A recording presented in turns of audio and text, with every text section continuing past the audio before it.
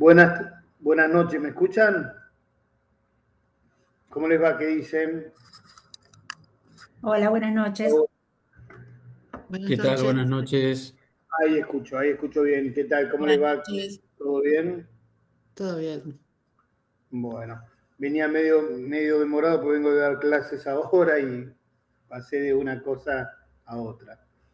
Bueno, ¿cómo anda el curso? ¿Cómo están ustedes? ¿Cómo lo van llevando? ¿Qué les parece? ¿Qué estamos aportando?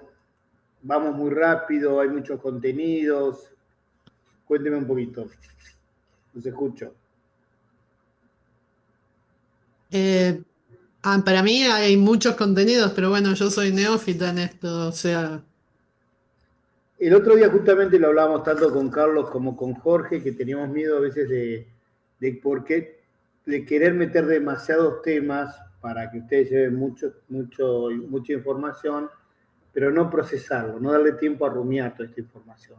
De hecho, honestamente, a veces, por lo menos ahí me queda la gran duda de que si con el afán de ir y dar todo, ir muy rápido y no darle tiempo a ustedes a pensar y a discutirlo.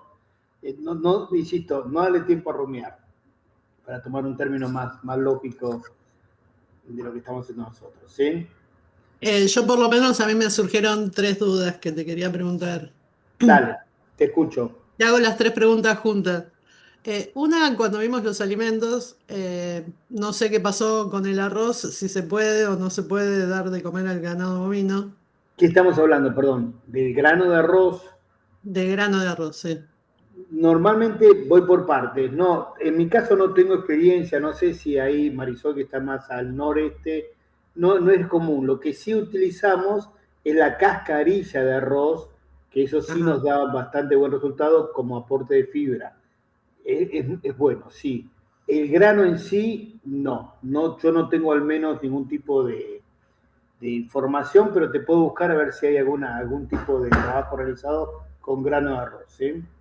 Sí, La- porque lo que leí es que es bastante energético, casi tanto más que el maíz, por ahí no es tan nutritivo, pero bueno, No, aporta. no, no. El grano de arroz sí tiene mucho almidón, ¿no? Sí, Eso seguro. La pregunta es si ese almidón, si esos carbohidratos, sí tienen posibilidad de aprovecharse para el animal, ¿no? claro. Pero bueno, Eh, eso te lo busco y te lo estoy pasando la semana que viene. Yo honestamente no tengo experiencia de grano de arroz, sí tengo experiencia con afrechillo de arroz, eh, con algo de salvado de arroz, y bueno, vos sabés que el arroz se pule, ¿no? Se hace un ahora, ay, no, el parabolizado, y todo eso que queda en el en el agua. recipiente sí, es utilizado para ese tipo de cosas, ¿no? Bueno, Lo que tengo que averiguar, lo que más me preocupa es si está claro que el arroz tiene carbohidratos, es rico en almidón, sí, eso seguro, tiene un alto contenido de almidón, ¿sí? sí. Lo que tengo que ver es si existe algún factor que sea antinutricional, porque es lo único que me quedaría como duda. Pero bueno, dale, yo lo tomo como pregunta y lo guardo para la próxima clase o para pasarle a alguno de los nutricionistas de la FACU a ver si tienen experiencia en esto. ¿Mm? Dale. Lo Pensé otro que sobre el los... arroz es muy específico. El arroz no tenemos en todo el país, es muy del litoral. Corrientes y Entre Ríos tienen bastante arroz y tal vez ahí están los molinos más importantes. Y en la zona acá de la región pampeana, en lo que es Pampa Húmeda Abajo, no tenemos, ¿no? Igual en el costo está por abajo de la soja. Perdóname, El costo está por debajo de la soja. me estás hablando del grano de arroz. Exacto. Bueno, lo averiguamos. Igualmente la soja es rica en proteínas, ¿sí? Sí, El sí, arroz es rico en almidón, es carbohidratos en básicamente, ¿no? Es muy carbohidratos. rico en carbohidratos. Esa es la Lo característica. otro, lo otro que te quería preguntar es sobre los germinados. Los germinados. Sí. A ver, ¿a qué te refieres con los germinados? A los granos germinados. Cuando molemos el grano, lo aplastamos, es porque por el tegumento que tiene el grano, que es para que lo pueda Lo acceder más ablandás, fácilmente. básicamente ablandás, sí. Sí, cuando el grano germina, una semana, 10 días, bueno, eso ya no necesita romper el tegumento porque se rompió ya por la germinación. En cuanto a granos germinados, no, tampoco utilizamos sí lo que es en el tema de la cebada puede ser que tenga, pero el resto no. ¿Por qué buscas una germinación del grano si lo que estamos Porque diciendo, sí, quintuplicás la masa. claro, pero la pregunta es, ¿cómo guardás eso? No lo guardás, vos Tenés te que tarda una estar, semana en germinar. tenés que estar continuamente Exacto. colocando. Desde el punto de vista de logística me parece poco común, o no es lo común tampoco en manejo, por lo menos ganaderos que hacemos en general, ¿no? Bueno, eso. Pero no, vos estás teniendo experiencia de esto, estás manejando en estos momentos algún grano germinado. No, yo en este momento no tengo ganado, estoy, o sea, aprendiendo a ver qué es lo que voy a hacer, lo que vamos a hacer en el campo. De hecho, se me ocurrió una empresa de germinados, ¿no? Eh, a puede ver, ser. hay que ver hasta qué punto, insisto, vos podés lograr para bovinos una mejor calidad del grano que estás entregando. Sí sé que en algo de naves sí lo utilizan, pero el consumo es totalmente distinto al que tenemos nosotros, ¿no? O sea, En no, aves y en porcino también. aves es lo que conozco, aves es lo que conozco porque sé que ellos logran aumentar bastante lo que es el contenido proteico del grano, Exacto. lo elevan casi no sé si un 15, un 20%, además de todo lo que logran es una degradabilidad rápida de esos carbohidratos en azúcares más simples. Pero vuelvo a lo mismo, son cosas muy particulares, no es lo normal, no es de uso y costumbre, no es lo que tenemos en las dietas básicas que manejamos nosotros para lo que es bovinos de carne o bovinos de leche. ¿Sí? ¿Tá? Está. Y lo otro que te quería preguntar, que me impresionó mucho lo de la fusiarosis del Sí, fusarium. el fusario, Eh, sí. sí, por ejemplo, en la tierra podés tirar trichoderma como microorganismo que combate al fusarium. Entonces quería preguntar si en los granos podés ponerle algo, no sé si o trichoderma o agua clorada o lo que fuera para sanitizarlos. Está bien. Bueno, en cuanto la tricoderma son mohos, ¿no? Básicamente yo lo que conozco del uso de la tricoderma es sí controladores biológicos específicos de enfermedades. Lo que sí utilizamos en todo lo que es el tema de salud animal o de alimentación animal es captadores de la del ay, no me sale el nombre, tiene un nombre específico, secuestrantes de la micotoxina, eso sí, pero tricoderma no conozco, no tengo experiencia, porque hay varios especies de tricoderma, pero no tengo ningún tipo de contacto que estén utilizando en alimento, ni en el suelo, obviamente, para este tipo de cosas. En el suelo ni que hablar, porque yo como productor, el alimento, ese tipo de productos lo consigo directamente por compra. Y normalmente los problemas de fusariosis se dan en algún tipo de residuo que quede en campo que ya está en la planta. O sea que no es que Claro. va a pasar del suelo hacia la planta. No hay una forma de control que lograrías anular la micotoxina. El hongo lo puedes matar, pero la micotoxina si está presente, listo, olvídate, ya la tenés. Y permanece directamente ahí. ¿Sí?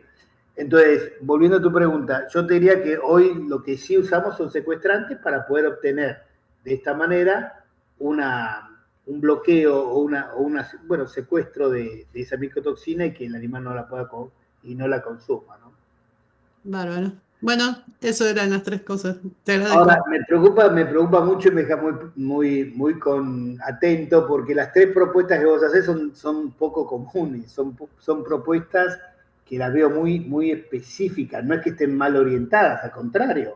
Pero vos decís que sos neófita y bueno, no son preguntas neófitas, de una neófita. Bueno, pero a mí no, porque como yo no tengo idea de todo esto, digo, bueno, me arriesgué porque se me ocurrió esas cosas, ¿no? O sea, bueno, cómo sanitizar los granos y el tema de los germinados me gustó mucho, me gustó mucho para hacer un emprendimiento. Sí, pero por ejemplo lo que es el tema de tricoderma, la tricoderma si bien tiene una función de fungicida, controla Sí, el hongo, es un tema que no es muy invade al conocido. fusario, lo invade por dentro. Claro, pero es muy específico, no es tan común el conocimiento de ese tipo de Sí, cosas, ¿no? sí.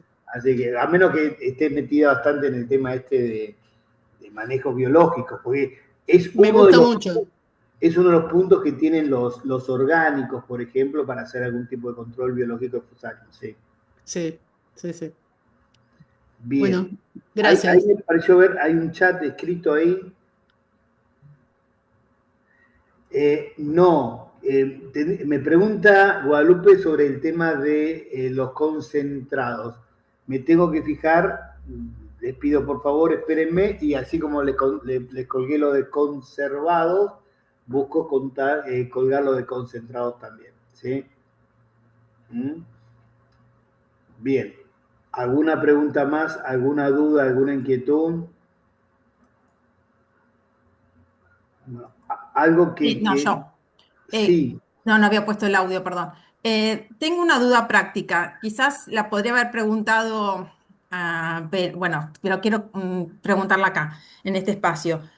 Martín tiene atrás, con fondo de pantalla, un silo de autoconsumo. Eh, ¿Se puede hacer con ese alimentador directamente el acostumbramiento? ¿Cómo se No, hace? Operativamente no no. se puede. No deberías hacerlo. O sea, lo Claro, que tenés que hacer, el acostumbramiento tiene que ser paulatino y tiene que estar muy vigilado. Cuando ok. vos arrancás, debes ver que todos los animales accedan al alimento y que consuman la cantidad que vos estás pretendiendo de esto, ¿no? En un autoconsumo es más complicado. Entonces decís, bueno, ¿sabes qué? Nosotros lo hacemos porque bajamos la tapa. No, olvídate. El hecho de bajar las tapas y darle por tiempo, yo te recomendaría que no lo deberías hacer, ¿no? Eso quería No es saber. lo más, lo más, lo que corresponda, ¿no? Lo ideal. Lo- ¿Mm? El autoconsumo es la gran discusión que tienen ciertos nutricionistas, pero bueno, sí es muy útil. En lo que es la logística es un placer, pero la realidad que muchas veces no dispones de un control tan específico de este tipo de cosas. Justa la charla o la clase de hoy que estaba dando recién, acá en la Facu, se refiere al tema de lo que llamamos el creep feeding. El creep feeding es un tipo de suplementación del terror al pie de la madre. Con lo cual bajamos de alguna manera la cantidad de suplemento que entregamos al rodeo de cría para lograr beneficios tanto para la madre como para el ternero. Y bueno, nosotros cuando arrancamos ese creep feeding, que lo hacemos con 100 gramos por día, lo hacemos directamente sobre comederos y después puede entrar el sistema de autoconsumo con un manejo prudencial. ¿Por qué? Porque bueno, en este caso el animal se controla porque come pasto y toma leche. Entonces no habría tanto problema. Si no, es un tema. ¿Sí? Hasta a ver, ¿cómo decirlo? Hay varios nutricionistas de que hablan que un animal come un 10% más y solamente un 10% más, que se autorregula generalmente con la dieta. Y la realidad es que cuando tenemos a recorrer lotes donde están los sistemas como lo que tiene Martín, y nos encontramos con algunas bostas que son medias complicadas, son acidóticas, y bueno, eso tenemos que verlo bien, ¿no? Es como que es medio complicado. Yo prefiero la distribución en línea, bien largo, y que el animal coma en ciertos momentos y no tenerlo tan libre albedrío, ¿no? No sé, Martín, ¿vos esa foto la tenés porque es el campo de ustedes o es una foto que está sacando de algún lugar? No, buenas tardes. ¿Qué tal? En realidad, este sistema, el que yo tengo de fondo, es el que comercializamos dentro de la cooperativa. Es un sistema de alimentación donde tenés limitadores de consumo. Ah, bueno, Esto está preparado para una terminación, en realidad, donde tienes cierta cantidad de animales para ese tipo de silo, que tiene una capacidad de alrededor de 6.500 kilos de alimento. Como decía, ahí el tema de la logística y en sí la labor es un lujo porque lo único que necesitamos es coordinar que el alimento esté en tiempo y en forma. Eh, pero como te digo, el alimento que nosotros comercializamos es un sistema que tiene limitadores, hace que el animal se autorregule en el consumo. Tiene que tener ciertas características también porque nosotros lo recomendamos sí también con una fuente de fibra y con cierta distancia al agua, digamos, para que el animal camine. o Necesita sea, de esas condiciones, digamos. en definitiva, en algo coincidís conmigo que son sistemas que tienen que estar mucho más controlados que la entrega diaria y en Sí, el sí, otro sí, manejo. totalmente, Es totalmente. más peligroso. O sea, yo no me jugaría. No sé, Eugenia, qué tipo de planteo estás haciendo vos, si es solamente una suplementación o es un encierro. Eso es lo primero que No, estaría viendo. nosotros lo usamos para terminar también. Pero es el encierro en un Pero sistema. Ah, bueno, sí, está bien. exacto. Lo que pasa es que quería saber si se podía acortar plazos y practicidad y usar desde antes. Bueno, nada, era una cuestión de ver si podía hacer algo práctico que evidentemente no se puede. Nosotros lo que estamos ensayando es en recrías, por ejemplo, es con un alimento también para ese tipo, para esa categoría, por pulso. Son Claro. 4 días en el autoconsumo, 4 días al verde, digamos, a alguna pastura, y 4 días se corta la pastura, vuelven al encierro 4 días. Con eso estamos logrando recrías bastante interesantes de los animales para después hacer la terminación. Martín, ya que estamos ahí y me encanta este tipo de idas y vueltas, me parece constructivo. Eh, Vos que estás en una empresa que se dedica al tema de alimentos, lo que planteó, por ejemplo, Laura, que para mí es ciencia ficción, ¿vos has visto tricodermas en algún tipo de alimento? No tengo recuerdo, digamos, que por lo menos no tengo experiencia, no, Está bien. que haya detectado, que hayamos visto. Sí, me llamó la atención cuando hice la consulta por el tema de arroz, sí, en experiencia, pero en equinos, nosotros hemos hecho alimentos balanceados con la frechillo. No, Con... fechillo seguro, fechillo sí yo utilizo y lo utilizo también en el NEA, para mí es barato, es muy accesible y te voy a decir lo mismo, lo que son los restos del parabolizado también, viste, lo metemos todo y va, pero no grano en sí, el grano me Claro, sorprende. Eh, Tendría que verlo bien ya con los vetes para ver si no hay un problema también de exceso de fermentación que le pasa al humano también con el arroz, porque realmente el contenido de almidón es muy alto. Y la otra cosa, ¿el alimento que ustedes venden con secuestrantes por el tema de picotoxinas o sí, ya nosotros incorporado en el propio alimento? incorporado en el alimento, muchas veces en el núcleo y si no, depende de la formulación, solemos solicitar que lo agregue. Bien. Hago otra consulta. Ahí Luciano mandó un mail, una dirección de un link de YouTube. Si nos puedes contar un poquito qué es eso, Luciano. Es para Laura, que lo vea sobre la hidroponía, sobre No, pero sí. Debe ser por la- los germinados. Claro, míralo, si te interesa. Ah, Sí, pero acá genial. hay otra. No, Muchísimas no. gracias. Pero hay Muchas otra cosa. gracias. Ojo, Laura, si el germinado le llamás la hidroponía, es otro tema. El germinado, entendemos, es el grano que ha tenido un proceso de humedecimiento y ha tenido un inicio. La hidroponía ya es el pasto verde que se genera a través de una solución para poder darle alimento a la planta desde que venga, ¿no? Claro. No sé cuál sería la diferencia entre hidroponía y germinado. O sea, Mucho. vos lo podés germinar por hidroponía o lo podés germinar por No, humedad. A ver, nosotros cuando hacemos germinado lo hacemos directamente en agua. Ablandamos el grano y el grano Claro, germina. No usamos ningún tipo de solución para que esto se realice. En el caso de hidroponía, sí. Vos lo que estás haciendo es lo que al no tener suelo, en el agua se colocan los nutrientes que necesita la los planta. nutrientes, sí. Entonces, hay un desarrollo de forraje determinado, hay plantas. Acá al lado, en la Facu de Agronomía, trabaja mucho la hidroponía de regras. Pero bueno, ya es un desarrollo de plantas, un volumen, ya la planta desarrollada, no es un germinado, ¿sí? El germinado Claro, es distinto, porque el germinado lo que estás aprovechando es, sí, levantar un poco el tema proteico, porque hiciste movilizar todo ese paquete que tiene la semilla en el embrión, pero es por eso, y a su vez ablandar todos los carbohidratos que sean altamente solubles. Eso es un germinado. exacto. Hidroponía es otra cosa. No sé, vamos igual, voy a ver tu video, Luciano, gracias por el aporte y lo Bueno, miraremos, ¿no? de bichos de campo, no sé si lo ubicás por YouTube. Está bien, acá busco directamente, pongo el link que vos pusiste y lo sacamos, está Bueno, perfecto. es un productor ovino que tuvo años de seca y encontró la forma de suplementar el animal con sistema hidropónico.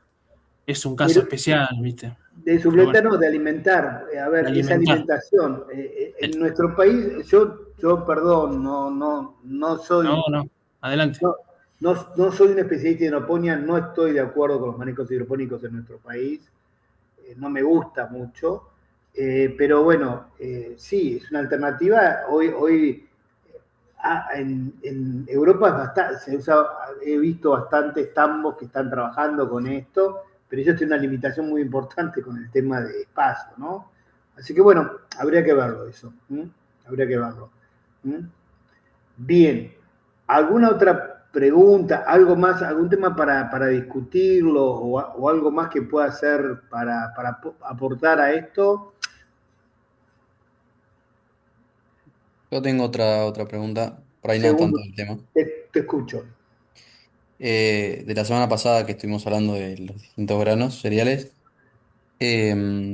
justo, bueno, me contaron ahí que este invierno se va a sembrar cebada, ahí en Ayacucho, en nuestro campo, para el objetivo es darlo de comer fin de año en el feedlot, Sí. como suplemento de maíz que no había. No, como suplemento no, como suplemento Como, maíz no, perdón, como acompañante, sí, no, como suplemento no. está Como no hay bien. maíz, o sea, como sustituto, perdón, eso quise decir. Ahora sí, te escucho. Bien, y surgió la charla de si se podía hacer un pastoreo primero de esa cebada y después cosecharla más en el verano. Te quería preguntar si alguna vez lo hiciste, si tenés experiencias. Mirá, la cebada tiene una particularidad. La cebada es un grano, primero me sorprende que en Ayacucho esté empezando cebada ahora, recién sembrándola ahora, porque la cebada como característica especial a nivel verde es un cereal de muy rápida producción. O sea, arranca, germina rápidamente y arranca en 45 días, tengo el primer pastoreo. Cuando empieza el invierno, cuando empiezan las temperaturas frías, es como que se plancha un poco. Y la vas a tener seguro en primavera. Si vos la pastoreas en primavera, y yo creo que un pastoreo te va a complicar un poco la vida. Te complico más. Yo pensaría tal vez, si estás viendo eso, en una posibilidad de siembra de trigo, que el trigo sí te va a dar un buen pastoreo, vos lo estás sembrando ahora en abril, mayo, un trigo de ciclo largo, darle una buena comida hasta agosto y después sí cerrarlo y utilizarlo si querés para hacer grano para alimentación. La diferencia es que el grano de cebada que vos vas a obtener en la cosecha sí es cierto que tiene mayor proteína cruda. Estamos hablando del 12, 14, hasta un 20% de proteína cruda. Es buenísima en ese sentido, con un buen nivel energético. El grano de trigo tiene un poquito menos de proteína, pero sí también tiene un buen valor energético, ¿no?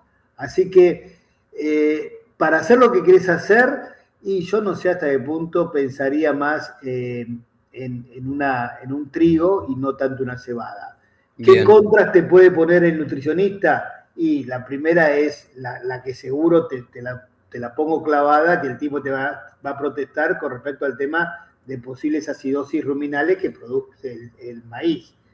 Perdón, el trigo. El trigo sí fermenta rápidamente el rumen y ujú, produce ese tipo de inconvenientes. Mientras que la cebada no. La cebada tiene una fermentación que está más controlada por todo lo que habíamos hablado la vez pasada de las túnicas y un montón de cubiertas fibrosas que hacen que eso evite esa acidificación tan importante, ¿no? claro. En este Acá caso, me meto pobre, no quiero que Laura se ponga mal, diga, pucha, justo, ¿para qué hablé? La cebada es un grano excelente para hacer el trabajo que ella dice, si hablas de un nivel bajo, de cosecharla temprano, ese grano, ponerlo húmedo, y bueno, te va a dar un valor tanto proteico como energético disponible muy grande, ¿no? perdón, en este caso se descartó rápidamente el hacer el pastoreo porque estábamos tarde ya para sembrar y Es, iba a ser es muy tarde la correcto, cosecha después es nuevamente, correcto, sí. pero sí me quedó resonando y traté de averiguar un poco y leer del tema. Y bueno, lo que decían es tener que medir esa conversión de si no perdés mucho rinde en la cosecha después del grano. Y por eso te preguntaba si alguna vez lo habías hecho y si por ahí lo que ganás en invierno de verde y de proteína compensa eso que podés llegar a perder después. Está bien. Cosecha. No, la cebada nunca se me ocurrió usarla porque para hacer un doble propósito utilizo el trigo. Y si quisiera un doble propósito, como el que vos decís, y no puedo hacer trigo, hago avena, pero cebada lo dejo muy atrás. La cebada es muy estratégica. La cebada, como bien dijiste, es temprana, así que se plancha en el invierno. Vas a ver que se te va a planchar totalmente en invierno y no te va a dar esa posible buena cosecha posterior. ¿Mm? Bueno, gracias. Lo que sí estoy haciendo este año es, voy a hacer bastante cebada para algunas recrías, donde voy a hacer silaje de cebada. El silaje de cebada tiene muy buena palatabilidad y calidad para lo que es la hacienda, tanto de tambo como para lo que es la recría, ¿no? Me funciona mal. Pero estoy hablando de cebada planta completa, ¿no? Tanto la parte vegetal, la parte, perdón, de hoja y tallo, estructura, como el grano también. ¿Mm? ¿Qué es la otra alternativa que te queda? De golpe hacer ese tipo de conservado y te deja temprano el lote, no se te atrasa tanto, no sé si es un potrero agrícola o no, pero bueno, te permitiría trabajar tranquilamente con una soja muy bien, ¿no? Estoy pensando como algo bueno de ese silaje es que salís bien temprano. Sí, sí, sí. ¿Cuándo fue? El miércoles pasado me tocó ir a ver un tambo, estábamos haciendo un seguimiento de una planificación forrajera y el nutricionista no fue propuesta mía, sino de él. Él propuso este año ahora sembrar cebada con vicia. O sea, él quiere darle un punto más de proteína y por eso estamos pensando, no, él directamente bajó la línea de hacer silos o sea, silaje, perdón, de cebada con vicia. Después puedo pedirle, porque él me dijo que estaba haciendo en otros tambos con muy buen resultado, que me mande algún análisis a ver cuál es el valor que tiene tanto en energía como en proteína. ¿Mm? Pero bueno, es una alternativa más. Digo, por si estás pensando, eso también te puede llegar a andar bien, ¿no? Si querés levantar un poquito más la parte de proteína, que creo lo que vos estás apuntando con la cebada, ¿no? Claro, sí, sí, para el invierno al menos, sí, para la recría. Está bien, bien, Y, bien. y una consulta, es ese silo de cebada, o sea, ¿qué producción de materia seca tiene la Baja, cebada? comparado con la gruesa es baja, o sea, pero todos los silajes son de baja producción, de baja productividad. Vos pensás que 25.000 kilos es un número medianamente de buen nivel de un silaje Ujú, de cebada, por ejemplo, ¿no? ujú. ¿Sí? Bien, Depende mucho está, del potrero, de la calidad del potrero, porque te van a decir que en materia seca, bueno, te vas un poquito menos, pero hay gente que te plantea silajes de 10.000, 15.000 kilos como normales, ¿no? Pero bueno, si vos le pones todo al tuco, llegás a los 20.000 claro. kilos, no hay problema. Ahora, si Claro, vos transformás esto, estás hablando de 8, 7.000 kilos de materia seca, ¿no?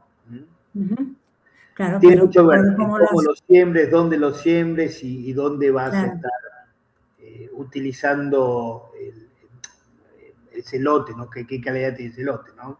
claro. Y la gran ventaja que te lo cosechás, calculo, no sé, qué sé, es noviembre, diciembre que se cosecha la cebada. No, pero ¿estamos hablando de silo de grano de cebada o Ah, del estamos silo. hablando No, del silo, perdón. Sí, sí, no, entonces es pero antes. silo puede ser las dos cosas, acuérdate, puede ser silaje de grano o silaje de planta No, entera. planta Si habláis, entera. no, planta entera yo lo pico mucho antes, yo lo pico ya normalmente sembrado, ahora en junio, va a julio, Sí, depende de qué zona estés de siembra, yo ya estoy entrando, te diría, para principio de noviembre.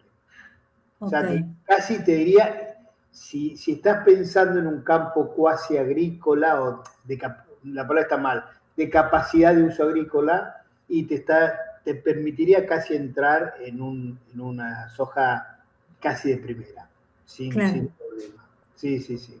Sí, No, sí, es muy sí. bueno. Para esto, para complemento, es esto. Es una asociación bastante buena con lo que es la chacra, sin Claro, dudarlo. porque, o sea, nosotros usamos mucho lo que es el silo de sorgo, pero últimamente los veranos vienen siendo todos veranos de seca, con lo cual está complicado tener una producción importante de sorgo y encima los costos, digamos, del ensilado no solo están en función de lo que cosechás por tonelada, sino en las hectáreas que trabajas. Entonces se torna muy oneroso el silo. Sí, bueno, Por pero eso ojo que también, un silaje de sordo te duplicás hasta triplicás el rinde en materia claro, verde y en materia seca, ¿no? claro. O sea, un silaje 45, 50 mil kilos de materia verde lo obtenés, ¿eh? Yo no sé Mm, cuánto es el sí. rendimiento del de ustedes, No, pero estoy depende del hablando, año, o sea, este año dio 28, o sea, porque realmente no llovió ni diciembre, ni enero, ni febrero, está y bien. recién empezó a llover en marzo. Pero ¿qué es un silo, es un sorgo forrajero o un sorgo granífero? Es un sorgo, era doble propósito, para silo. Mm, Está bien, está bien. Pero, pero bueno, o sea, las condiciones de clima fueron muy malas. Bueno, es Eh, una muy buena alternativa si vos estás hablando de que estás necesitando silaje para darle a los animales, ujú, llegar por lo menos con el sorgo hasta casi fines de primavera y ahí entrarle con el silaje de cebada si querés mantener un silaje, ¿no? claro, claro, A ver, vuelvo a lo mismo, el silaje puede ser también un buen vehículo para la entrega de concentrados. O sea, muchas veces para cuando yo doy el grano en el piso, me gusta la posibilidad de entregar el silo buscando una dieta más balanceada y que el animal me levante todo, y realmente levanta todo. claro, O cuando doy algún tipo de balanceado, también eso es mucho mejor. El balanceado como que se mezcla muy bien. Hay una claro. buena mezcla con esto. Sí, sí. Ujú, bien. Sí, es una alternativa. Igualmente, tanto Elizabeth como Segundo, no me descarten el trigo. A mí el trigo me gusta mucho, más si me está diciendo que es en Ayacucho, zona triguera, no sé en qué zona estamos, Elizabeth. pero la lobos. alternativa es buena. ¿El Lobos? Sí. Bueno, más o menos, sí. Sí, Está no son trigos espectaculares, sí, No. pero andan. Sí tengo, por ejemplo, ahora me acordé, ahí en Pedro Luro, nosotros hicimos un par de veces ya trigos con doble propósito para lo que es rendimiento. En cuanto a rendimiento, perdí el 40% frente a un lote exclusivamente de cosecha y le saqué 150 kilos de carne.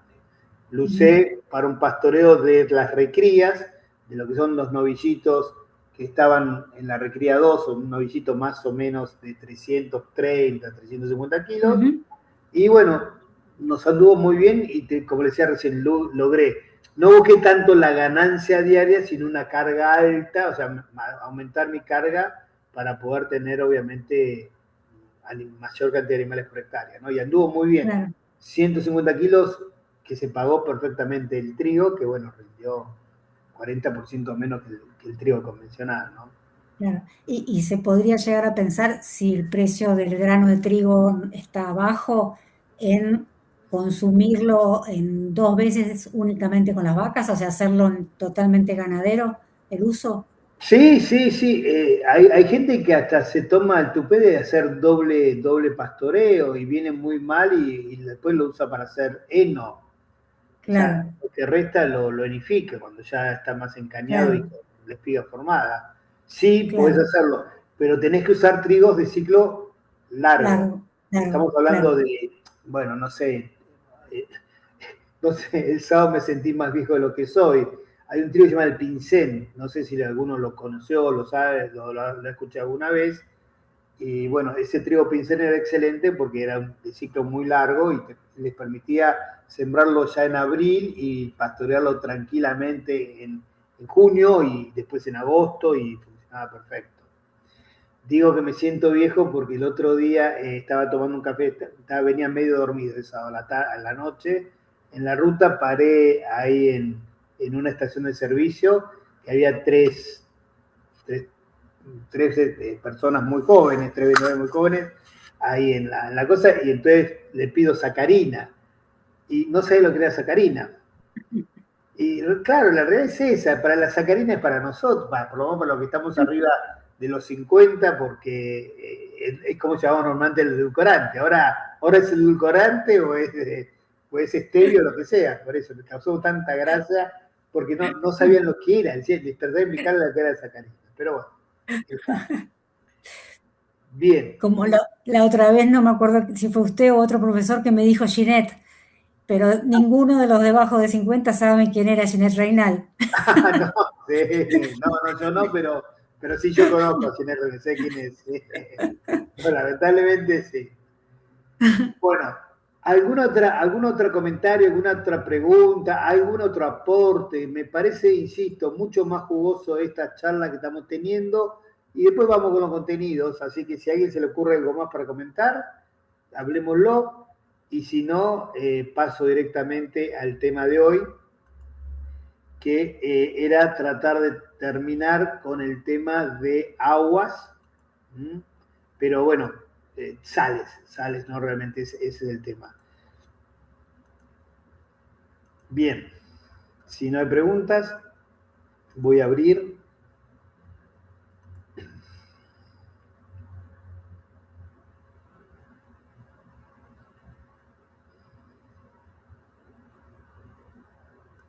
Ahí estamos.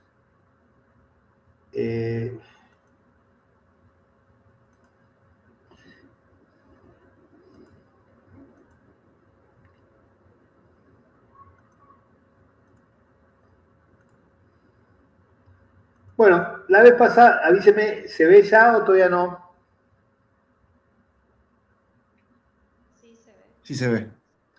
La vez pasada hablábamos de la importancia, yo empecé hablando de aguas en más la parte general y ahora sí voy específico a lo que es la calidad del agua, la importancia del agua bebida que está vinculada con la nutrición del animal. ¿Por qué con la nutrición del animal?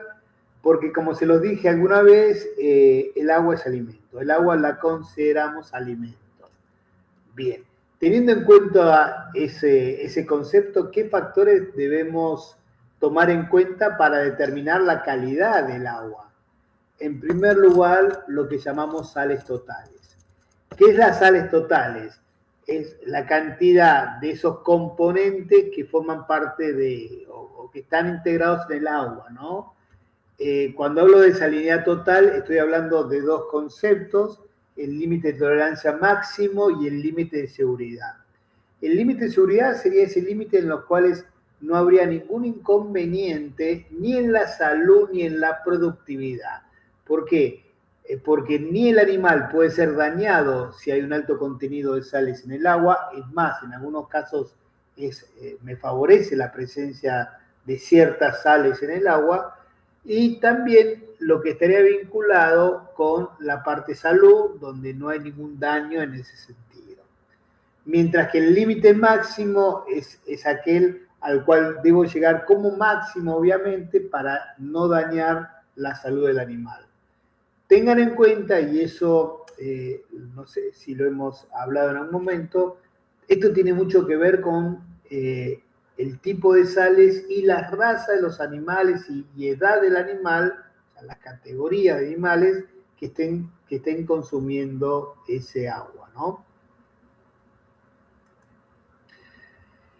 ¿Qué es lo que pasa con un exceso de sales? Bueno, se puede producir un desbalance mineral, ¿sí?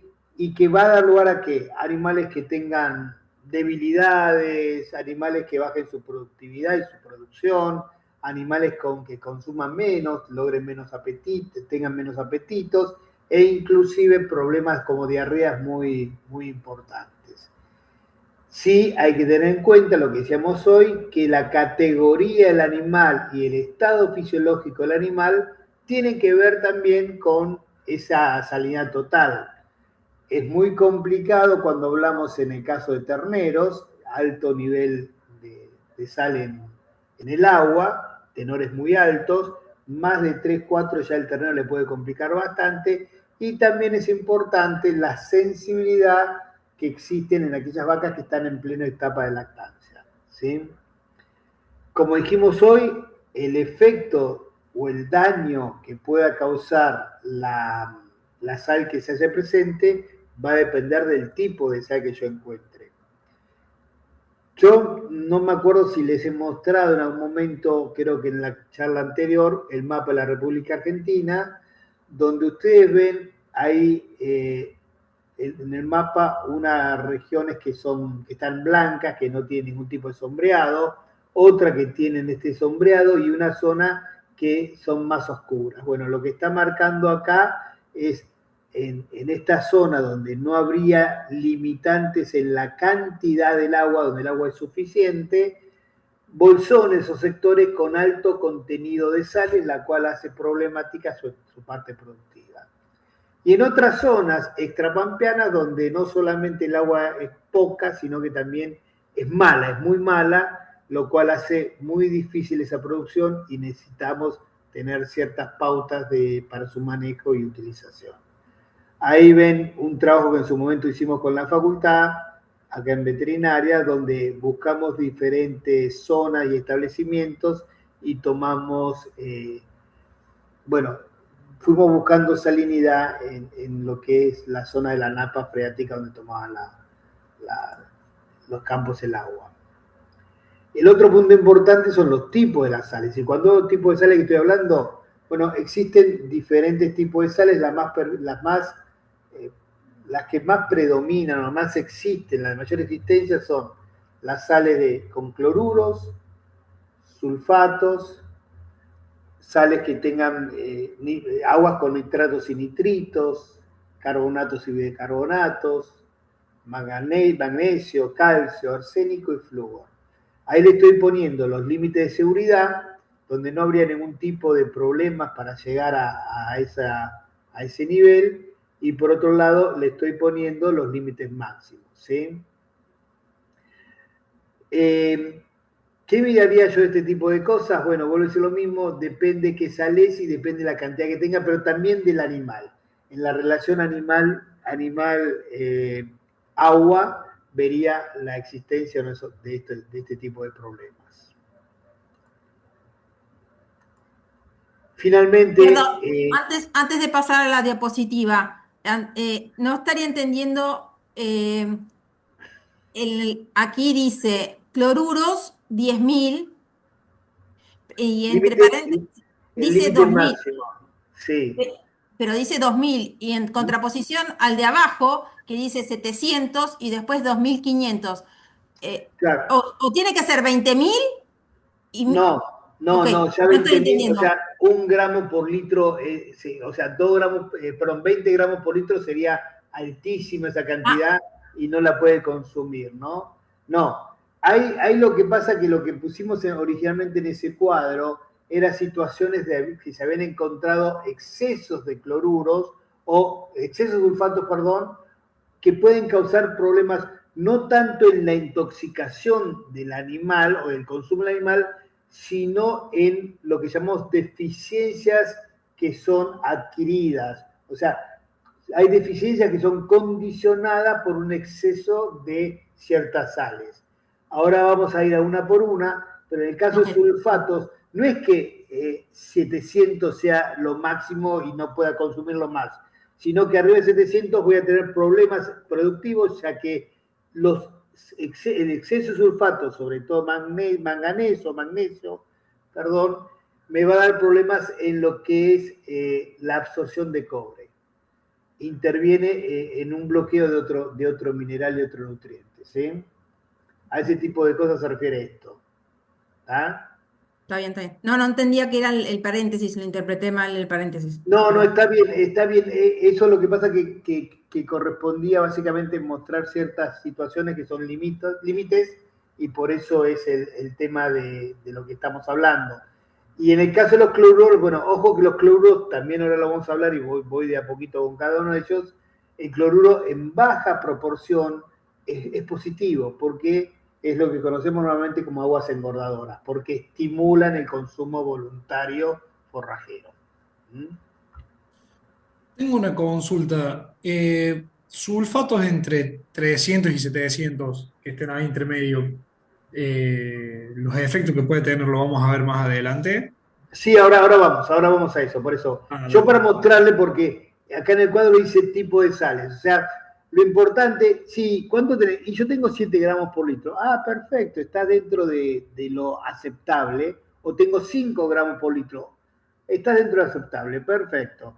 Ahora bien, ahora tenés que ver qué son las sales que tenés, porque como decimos recién, esos 5 gramos por litro, si tienen un exceso de sulfato, puede provocar otro tipo de inconvenientes. Como decíamos hoy, inconveniente directamente no en la célula animal, sino en la productividad del animal.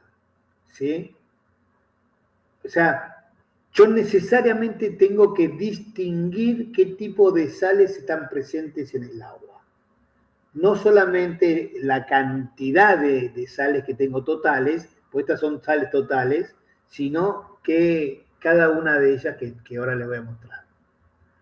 Otro tema son los elementos tóxicos que pueden darse por diferentes motivos, desde residuos que pueden ser que vengan de plaguicidas. Hoy la agricultura es bastante particular en el uso de ciertos productos, o también metales pesados o alguna derivación de industrias que hacen que esas aguas caigan finalmente en acuíferos donde van a ser tomados por los molinos que estemos trabajando. Acá estamos lo que le estaba comentando recién. En la primera columna estamos hablando del total de sales, lo que yo le decía, hasta 7 gramos por litro es la tolerancia que se puede dar sin problemas, donde no afecta gran parte no afecta la salud del animal. Por encima de esto ya sí tengo la tolerancia máxima que me complica un poquito más. Ahí vemos. Entonces, en este cuadro está, en este cuadro está de alguna manera diferenciado lo que sería un tema para tambo o invernada y un tema para cría. Ahí vemos que cuando hablamos de menos de 1 gramo por litro, o sea, esos campos que tienen aguas muy puras, bueno, realmente son problemáticos, porque vuelvo al mismo comentario de siempre, el agua es un alimento, ¿por qué? Porque tiene sales presentes en el medio, y si tiene sales presentes en el medio, bueno, me está aportando algo. Si no tiene nada, tengo que agregarle a la dieta que le estoy dando a mis animales algo de esas sales para poder lograr un buen balance en su organismo. Hablamos de aguas buenas cuando superamos el gramo por litro hasta los 2 gramos por litro. Hablamos de aguas muy buenas cuando estamos llegando también a 2 gramos por litro. Fíjense cómo el tambo se separa ya de la cría y ya pasa a ser aguas menos aceptables cuando pasamos a los 4 gramos por litro. Ya, si bien para la cría es buena, para el tambo ya es aceptable solamente. Y cuando estamos en 7 gramos por litro, bueno, en la cría se puede dar bien, siempre y cuando estemos hablando básicamente de animales que están en producción, no es lo conveniente en lactancia, pero sí, o en amamantamiento, pero sí se puede llegar a dar. Y en el caso del tambo, fíjense cómo nos perjudica, son malas y puede traer problemas inclusive en la producción de leche. Mayores de 7 gramos por litro, hasta los 12 gramos habíamos hablado de que son aguas malas, con problemas en la salud, inclusive del animal, y ponen como condicionada arriba de los 12 gramos, 13 gramos por litro, son aguas muy problemáticas que deben ser tratadas. Ahí al costado derecho lo tenemos en base a los cloruros, a los sulfatos y a lo que es el tema del magnesio.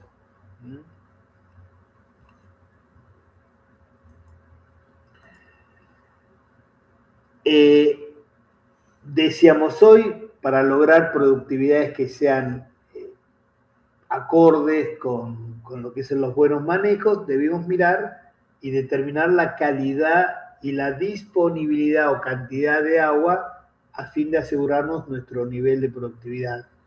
Normalmente estamos diciendo que muchas veces los campos son limitantes, sobre todo los que están más en las zonas del oeste de la República Argentina, donde disminuye bastante lo que son el régimen pluvial.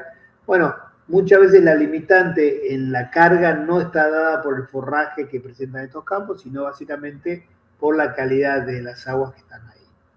Entonces, ¿de qué va a depender esto? Bueno, va a depender del clima, del tipo del animal, de qué sistema productivo estoy haciendo, sistema de producción, cría, recría, terminación, de los niveles de producción, lo que son ganancias diarias, por ejemplo, de la composición del alimento y la materia seca de ese alimento con los cuales se están nutriendo los animales.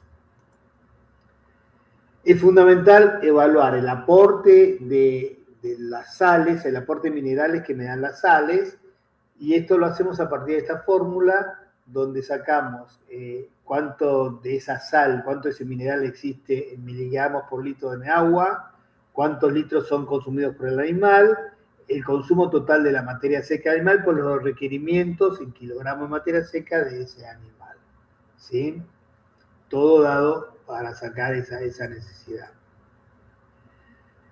Como decíamos recién, ojo que los excesos de sal no siempre son tan perjudiciales como también, perdón, son perjudiciales como también lo son la deficiencia de sales. En ese caso de las aguas que yo les había dicho, que estemos trabajando por debajo de un gramo por litro, bueno, también me complica bastante el problema, porque está faltando ciertos minerales que no están presentes en el tapiz vegetal, ni tampoco en cierto tipo de alimentos concentrados que le voy a entregar al animal.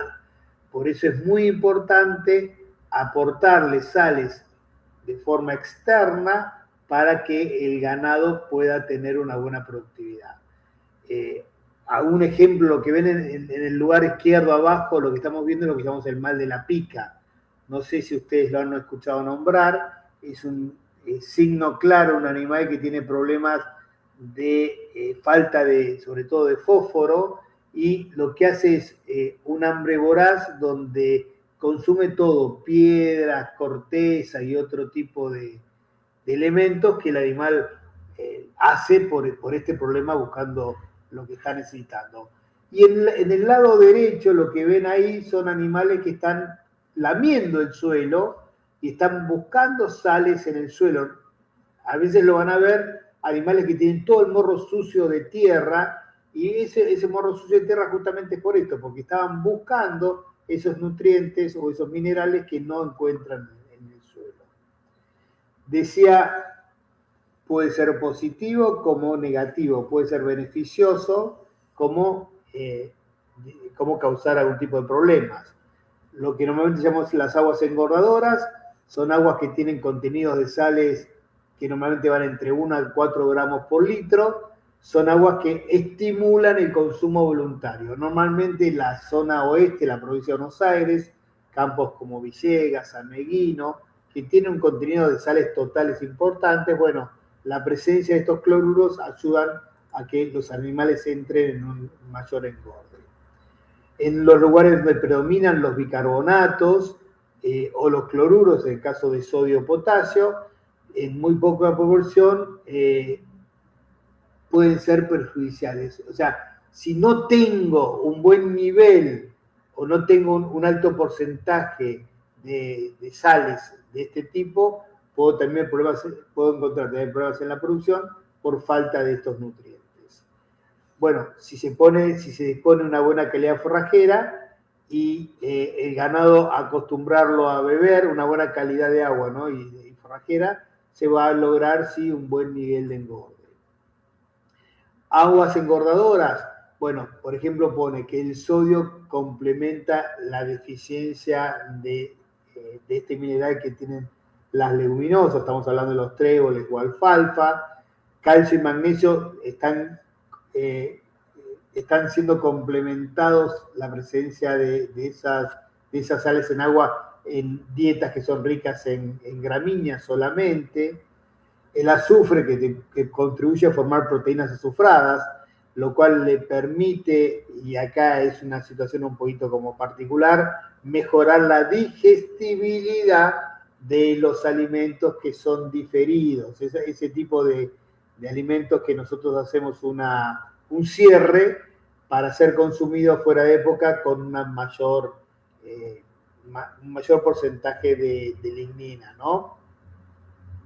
Hablamos de 4 o 6 gramos por sales totales, donde decíamos recién que va a mejorar la digestibilidad y consumo de pasturas que tienen una regular calidad, esas que están un poquito más lignificadas. Bien. Voy a uno por uno de las sales. Hablamos de cloruros. Los cloruros existen como cloruro de calcio, cloruro de magnesio, potasio, sodio. Los monovalentes son menos problemáticos y el de sodio, generalmente, el cloruro de sodio, es el más frecuente. Y como decíamos recién, el sodio es un elemento muy importante porque no lo aportan en gran medida el tapiz vegetal, las gramíneas y leguminosas que nosotros consumimos, que nosotros damos de comer, sobre todo lo que son las leguminosas. En el caso de los cloruros de sodio son menos perjudiciales y generalmente hay mecanismos que van a regular en sangre la existencia de un buen nivel de esos cloruros de sodio.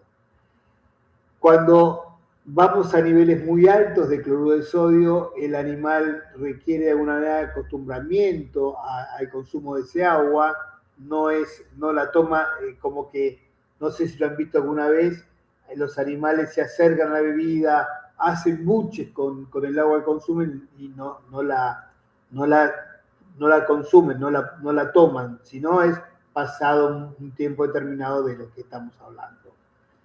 No es que no tomen agua, sí toman agua, porque obviamente si no se van a morir, pero como que toman menos agua la quieren tomar. Eso, el consumo es menor de la cantidad requerida por el animal, ¿sí? Ahí menciona que cuando hay poca cantidad de cloruros se produce un desbalance mineral, un problema también que sea a nivel metabólico, y ponemos valores máximos de 15 gramos por litro en el invierno, pero en animales están acostumbrados al consumo de agua con alto contenido de cloruros y solo es por un periodo corto de ese consumo, ¿no?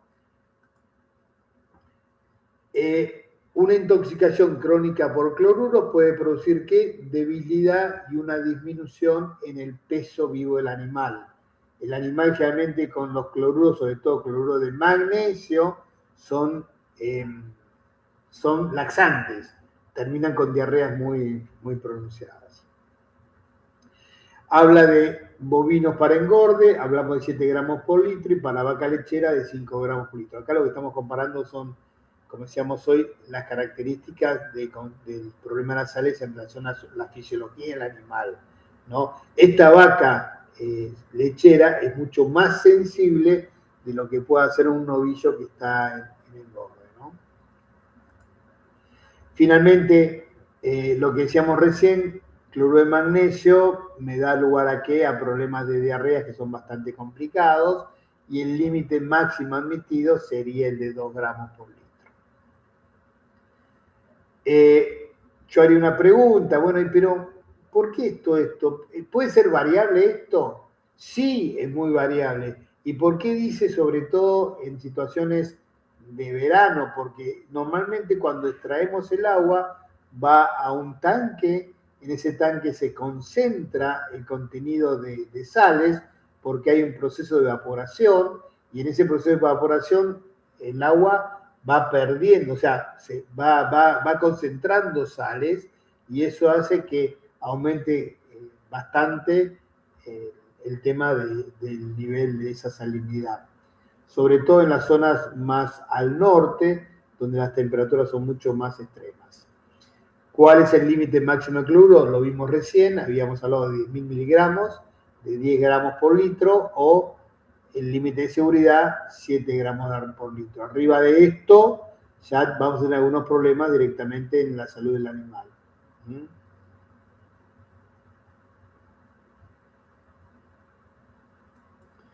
El otro que es sumamente importante y que encontramos mucho en nuestra región pampeana es el problema de los sulfatos. El sulfato también, al igual que en el caso anterior, las aguas que son bastante ricas en sulfatos requieren acostumbramiento del animal para consumirlas.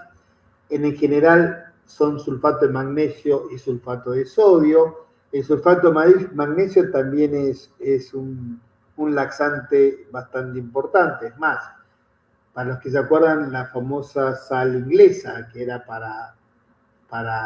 como laxante, se vendía para el consumo humano, bueno, era sulfato de magnesio, ¿no? No sé si sigue existiendo o no. Hay lo que habla de una alteración en el equilibrio ácido-base de calcio con fósforo, ¿sí? Lo cual trae como consecuencia que el típico problema de problemas reproductivos, ¿sí? Es importante entender que el límite de seguridad debería estar manejándose por debajo de los 300 gramos por litro, sobre todo si no hay acostumbramiento. El sulfato, hablamos de situaciones aceptables, hay hasta de alguna manera favorable porque están aportando azufre a la dieta del animal cuando manejamos 1 gramo por litro y no más que esto, ¿no? Eso, el sulfato, tiene mucho que ver inclusive en el tema de degradación de los pastos que están muy pasados, que tienen mucha fibra detergente neutra, lo cual hace que sean más difíciles de digerir, ¿no? Fibra detergente ácida, perdón, que sean más difíciles de digerir. Bueno, nosotros realmente con un porcentaje de azufre logramos mejorar toda esa fauna ruminal que hace que permita una mejor degradación de ese pasto pasado. Fundamental, el problema de los sulfatos es que llegan a causar que una deficiencia condicionada del cobre. ¿Eso qué quiere decir? Que en el forraje existente, en el pasto, en el suelo, hay cobre. Pero ¿cuál es el problema? El problema es que no lo absorbe bien el animal en su organismo, ¿no? Eso lo que tiene que hacer, lo que causa es una deficiencia de cobre que va a ser acompañado por un problema de anemia, diarreas inclusive, y algo también con calcio. Yo lo que tendría en cuenta, lo que consideraría como una condición importante es que normalmente debemos cuidar mucho la presencia de sulfatos en agua y de molibdeno en suelo, porque trae problemas, insisto, condicionados sobre el tema cobre. El cobre está íntimamente ligado al tema reproductivo. No es un secreto, pero la mayor parte de los campos de la cuenca del Salado están acostumbrados a aplicar de 2 a 3 veces por año cobre por vía parenteral para poder suplir esos problemas de deficiencias marcadas. Ahí estamos en cuál es la tolerancia máxima de esa sal. Ahí hablamos para el tema de invierno, en animales de carne, en vaca Tengo una lechera consulta. muy bajo, sí. ¿El acostumbramiento al agua, cómo se realiza? ¿Con limitantes? Lo que hacemos es permitirle un acceso directo y constante al agua y que el animal vaya tomando de a poco agua. Inclusive, aunque te parezca medio absurdo, medio como un mito, la posibilidad de que el animal acceda a las bebidas durante la noche, lo cual el contenido de sales va a estar más equilibrado. A eso se refiere acostumbramiento. O sea, lo que tratamos de hacer es no traer animales de afuera a lugares donde tenemos problemas de agua. No compro terneros de la cuenca del Salado para llevarlos, por ejemplo, a Victorica La Pampa, sino que trato de buscar animales que ya tengan algún tipo de acostumbramiento a ese tipo de calidad de agua más malas para no tener problemas en su parte productiva. No es que el animal no tome agua, yo como te decía recién, el animal llega a tomar agua, pero toma menos agua de la que necesita, y esa tomar menos agua de la que necesita va a estar vinculado en el correcto desarrollo y crecimiento del animal, ¿sí? Hasta que no se adapta, va a ser como que es bastante engorroso, va a ser un poquito más complicado lograrlo. La otra cosa, si no, es cambiar de raza. Las razas índicas toleran un contenido salino mayor que las razas británicas. Las razas británicas son las más sensibles de las razas vacunas ante estos problemas de salinidad, ¿no? ¿Está? No es como, a ver, como decía, no es como el grano que pongo 10 gramos hoy, 10 gramos más. No, acá lo que hacemos es acercar, sí, el animal va a la bebida, pero volvemos a lo mismo. Normalmente llamamos más acostumbramiento cuando son animales regionales que ya conocen las aguas o consumen ese tipo de aguas y no traer animales de afuera, ¿no? ¿Está? Perfecto, No sé si... gracias. ¿Cuáles son los límites de los sulfatos? El límite máximo son 700 gramos por litro, perdón, 0,7 gramos por litro o 0,3 como límite de seguridad. Arriba de esto ya tengo problemas, insisto, en lo que es la parte reproductiva y de crecimiento del animal. Hay signos claros en los bovinos que tienen problemas o deficiencias de sulfatos, donde van a ver que llegan a ver animales con pelo hirsuto, decolorido, ese tipo de cosas es bastante común cuando hay un problema de deficiencia de cobre o deficiencia adquirida de cobre, ¿no? Condicionada de cobre. En cuanto a los carbonatos y bicarbonatos, esto es muy particular. Yo lo involucraría mayormente en problemas de instalaciones, o sea, en lo que es todo el tema de cañerías. En los tambos, por ejemplo, es un dolor de cabeza. ¿Por qué? Porque esto lo que hace es tapar las cañerías cuando hacemos la limpieza. Por eso necesitamos utilizar detergentes que sean ácidos a fin de poder romper con esas piedras de sal que se forman en este tipo de inconvenientes. Durezas que pueden ser temporarias o durezas que pueden ser permanentes, ¿no? Normalmente los carbonatos y bicarbonatos se encuentran con un bajo contenido salino y sí, un exceso puede provocar una neutralización del ácido clorhídrico, lo cual va a dificultar la digestión en el estómago verdadero del animal. A su vez, un exceso de carbonatos de calcio, bicarbonato de calcio, pueden generar algún tipo de piedras que puedan dañar también o que queden en el organismo del animal y pueda provocar algún tipo de lesión o problema, ¿sí? El rango admitido, estamos hablando de 2 a 3 gramos por litro. No tiene, a modo así de cuento o información, nos llegan numerosas consultas en las zonas mediterráneas, en España misma, el sur de España, que el agua es muy rica en bicarbonato y carbonatos, y entonces tienen bastantes problemas con las mascotas, las que consumen ese tipo de agua, y bueno, tienen piedras bastante importantes, ¿no? O sea, en esas zonas, obligadamente el humano consume aguas que son aguas minerales, ¿no? Para evitar el tema de estos bicarbonatos y carbonatos, ¿no? Normalmente el concepto de agua dura, blanda o moderada está vinculado con esto, justamente con los carbonatos. Ahí lo que está mostrando es dónde está el agua blanda, dónde están las aguas moderadas, las aguas duras, muy duras y extremadamente duras, ¿no?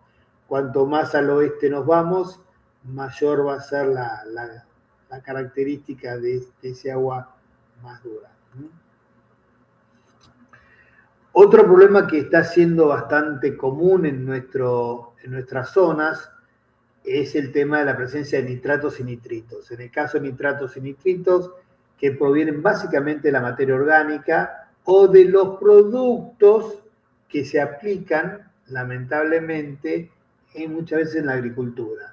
Esas fertilizantes que se utilizan para chacra, bueno, sepan que el nitrógeno es un elemento sumamente lábil en el suelo, entonces cuando aplican el nitrógeno, detrás de las lluvias o grandes lluvias, corre ese agua con muchos de estos elementos, y los cuales pueden generar algún tipo de intoxicación, tanto en lo que es animales, como también intoxicaciones en el humano, ¿no?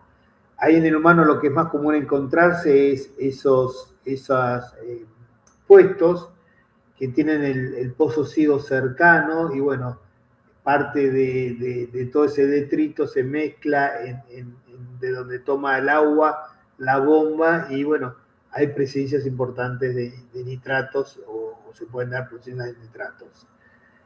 De todos mis años de trabajo, la única vez que sí tuvimos una intoxicación muy importante, justamente fue en un tambo, en lo que era la parte de la guachera, en lo que se hacía el sustituto lácteo, que es como si fuera agua, es como si fuera leche en polvo, se mezclaba con el agua del lugar, y ese agua tenía un alto contenido de nitratos, y eso provocó la muerte de terneros, que fue bastante importante, ¿no?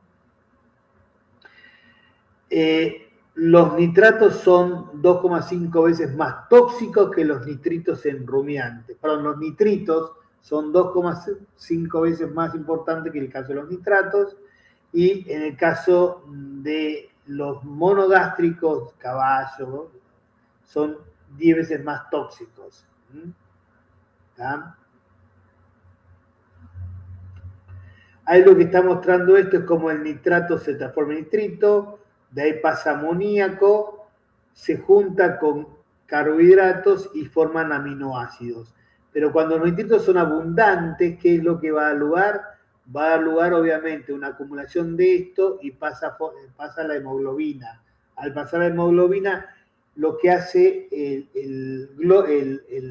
la célula es confundir el oxígeno por ese nitrato, y lo toma e impide un intercambio gaseoso, y ahí donde se produce lo que llamamos una hipoxia, y en esa hipoxia el animal termina muriendo por asfixia, ¿no? Nitratos derivan en acción cáustica sobre la mucosa digestiva, se reducen a nitritos, es el de mayor riesgo. Esto puede darse normalmente por la presencia de materia orgánica o microorganismos que existen los mismos, en alimentos que pueden estar en descomposición o en el tracto digestivo mismo. Si existe una elevada cantidad de nitratos, obviamente comienza a acumularse como nitritos, y como decíamos recién, la falta de la flora ruminal que los transforme va a causar este problema de intoxicación. Ahí habla de valores de 1 a 3 gramos por litro para considerarlo como tóxico, ¿no? En el caso que falten carbohidratos, con 200 ppm de nitratos puede aparecer algún tipo de trastornos y 10 partes por millón de nitritos puede aparecer otro tipo de problemas. Normalmente vamos a ver animales inicialmente con problemas de diarrea, salivación, con taquicardia, respiración acelerada, temblores y pulso rápido. Hago un pequeño parate para comentarles, es muy importante que tengan en cuenta que ustedes son responsables muchas veces del manejo del personal que está ahí en el campo, ¿no? Entonces, me toca a veces encontrarme con productores que no hacen periódicamente análisis del agua de lo que consume la gente. Es importante y es fundamental que exista periódicamente un seguimiento de la presencia de nitratos en el agua de bebida para que con eso controlemos la salud del personal que está ahí, ¿no?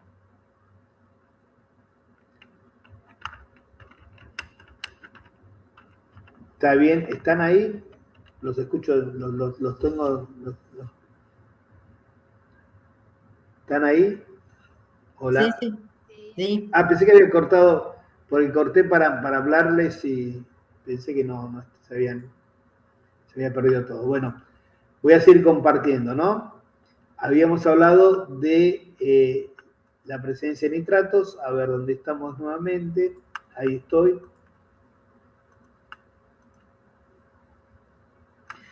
Bien. Hay esto también conjuntamente cuando hicimos el mapa de evaluación de la región pampeana, a ver cuál era la calidad del agua. Se hicieron más de 400 establecimientos en ese momento para determinar la presencia o problemas que existían con las sales en campo, ¿no? Miren, hay un dato, acá no hay nada que les llame la atención, algo que digan, che, mira qué curioso.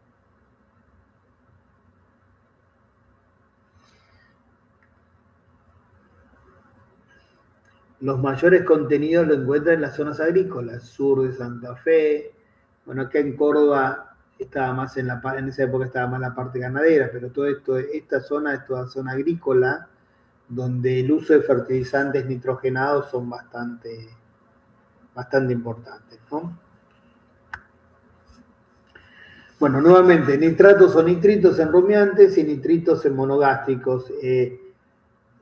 Ahí figura que, bueno, más el tema de salud, que está hablando que cuando aparecen con 30-40% de metaglobina y la muerte se da cuando la presencia es mayor al 80% en metaglobina. Lo que decíamos recién del signo de asfixia, debilidad, temblores. Y acá lo que es muy interesante es que la intoxicación en bovinos por nitratos lo comprobamos por la coloración de la sangre. La sangre toma un color más oscuro, le decimos achocolatado. ¿Y por qué lo digo esto? Porque puede haber algún tipo de confusión con intoxicación por durrina. La durrina, no sé si han escuchado hablar que los sorgos tienen cierta toxicidad. Esa toxicidad que se produce ahí también produce una asfixia, pero en este caso es a nivel tejidos, ¿no? Es diferente a la asfixia que sea en nuestro caso, y en esto la sangre toma un color rojo rutilante, bien brillante, y es distinto. Pero también los dos mueren por síntomas similares. Hay el año pasado, el anteaño pasado, cuando fue esa seca también muy importante, se utilizaron algunos como verdeo de verano algunos maíces que habían sido fertilizados con fines agrícolas, o sea que le habían dado con todo en el tema de esa fertilización nitrogenada. Y la planta, al estar en un estado más pasivo, latente, tenía mayor concentración en tallo de nitratos. ¿Y eso qué pasó? Y tuvimos una importante mortandad de bovinos que habían pastoreado ese tipo de plantas, que en su momento lo habíamos confundido nosotros por un problema de hongo, pero no era el problema de nitratos, ¿no? Bien. Ahí seguimos con los límites máximos y mínimos, tanto nitritos como nitratos. Nitritos en bovinos, nitratos en monogástricos básicamente. Y paso hoy al elemento que está de moda, ¿no? El arsénico. El arsénico es importante porque venimos con publicaciones en los diarios, bastante común encontrarlo, de que ha bajado la tolerancia o el límite del arsénico. Y siendo así, la mayor parte de nuestro país presenta alto contenido de arsénico. El arsénico está dado ¿por qué? Básicamente por presencia natural. O sea, el arsénico está en las aguas por la propia naturaleza y es muy poco lo que puede ser provocado por lo que se llama antropogénicas por el hombre. Así que mayormente es natural, esa contaminación es natural. Es un tóxico que puede causar daños acumulativos, o sea, no mata hoy, mata a largo plazo. Hablamos de recién a los 100 años podemos encontrar algún tipo de presencia de daño, cáncer, otro tipo de cosas más provocadas por exceso de arsénico. Depende mucho de la forma química en que se encuentre, si esto es la forma mineral. Son intoxicaciones crónicas, o sea que se producen después de un tiempo de consumir las aguas con un alto contenido de arsénico.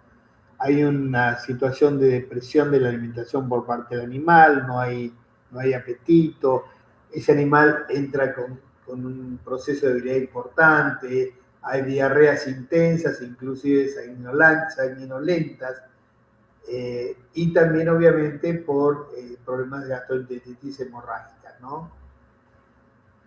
Le decíamos melena, que ustedes ven en la bota rastros de sangre. En animales, cuando se hace la autopsia, se puede hallar la piel muy frágil, lesiones en el tracto intestinal, hay rotura importante de vasos sanguíneos, hay problemas a nivel de pulmonar e inclusive a nivel cardíaco hay hemorragias epicárdicas. Esas son las cosas que pueden llegar a demostrarse con una necropsia de un animal que ha sufrido un problema de acumulación de arsénico. Igualmente, si tenemos en cuenta el tiempo que tarda el arsénico en causar algún tipo de inconvenientes, es mucho más de lo que vive un bovino por lo general. Salvo que sea muy alto su contenido en parte por millón de arsénico, ¿no? Como decía recién, hoy olvídense, en todos lados hay arsénico, mayor o menor medida. Lo que tenemos que tener en claro es tratar de no exceder los 0,3 partes por millón. De ser así, colocar algún tipo de filtro para el consumo del agua de bebida de animales. Y en el caso de humanos es mucho más abajo, hablamos de 0,05 partes por millón. O sea, no todos son los filtros estos de ósmosis invertida. Hay filtros de fibra, hay filtros de tierra de atomea y otras cosas más que nos sirven un poquito para limitar el agua esta con problemas de exceso de sales. Ahí tenemos el límite de seguridad de 0,3 miligramos en el caso para bovinos y hablamos de un límite de tolerancia máximo que va entre 0,5 y 1 miligramo por litro. En la zona pampeana, ya en el oeste, el flúor es un problema, el exceso de fluoruros se da y es bastante importante. En En baja dosis tiene características que son bactericidas y también favorecen y fortalecen el esmalte dental, ¿no? Ahí hablamos de 1,5 a 2 miligramos por litro. Ahora, cuando se ingiere en exceso, empieza a producir inconvenientes a nivel de la dentición, fragilidad en lo que son huesos, fragilidad en la dentadura del animal, hay desgastes dentarios mucho más prematuros. Cuando ustedes boquean animales en la pampa van a encontrar animales nuevos, jóvenes, que tienen ya dientes desgastados y eso se puede dar por este exceso de fluoruros. Es común ver algún tipo de veteado. Ese veteado también lo vemos en el humano, ¿no? Todas estas personas que son de ciertas regiones de la pampa tienen los dientes todos manchados y eso se da por ese exceso de flúor, ¿no? Hay problemas importantes en lo que es, decíamos recién, de animales que producen, que terminan su ciclo productivo más temprano por no tener buena dentadura, en el consumo del forraje, que son en general pastos más duros, o la presencia también de las tierras que son arenosas. La arena tiene sílice, que eso tiende a desgastar más rápido esto, ¿no? Un valor límite de fluoruro, estamos hablando de más de 2 partes por millón, ¿no? A partir de eso ya consideramos que va a haber algún tipo de inconveniente. Menos de estos lo habíamos dicho como un factor más beneficioso para el esmalte dental, ¿no? Ahí lo que estoy marcándole en estos mapas donde sí hay algunos inconvenientes de exceso de flúor. Esta es la zona donde mayor problemas van a encontrar, en el oeste bonaerense, este y noreste de la región pampeana, acá en la zona del sudeste bonaerense, y bueno, y en las partes extras pampeanas, como es el tema ahí en La Rioja, Catamarca, alguna parte ahí de Salta y parte también en Córdoba. Acá ven es lo que hablaba de los dientes manchados, ven cómo están estos dientes, cómo se notan claramente, están veteados. Esas vetas son causadas por ese exceso de flúor, ¿no?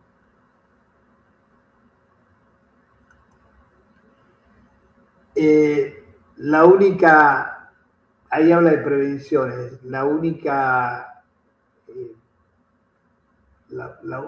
recomendación para el manejo, bueno, son hacer una renovación de plantel mucho más rápida, por el problema de lo que hemos hablado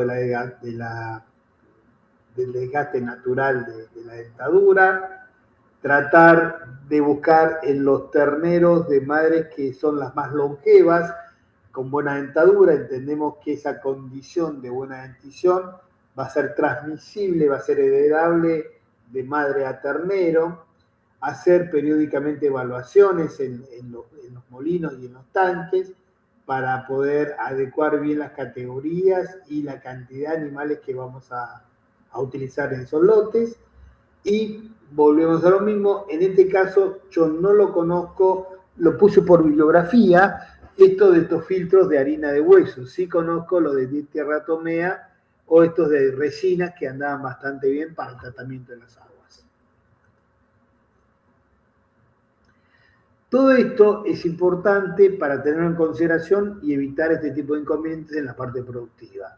O, en cuanto al tema de la dieta, también lo tenemos en cuenta para poder llevar adelante diferentes tipos de agregados en cuanto a vitaminas o minerales, sales, para esas dietas que pueden tener algún tipo de faltantes o desequilibrio en las mismas. Pero para eso necesitamos saber cómo es el agua. Y para saber cómo es el agua, se hace a través de un análisis de laboratorio. Necesariamente debo ir a analizar mis aguas. Las aguas, ¿en qué momento hacerlos? Idealmente debería hacerlo todos los años, porque todos los años hay una variación de la calidad de las aguas.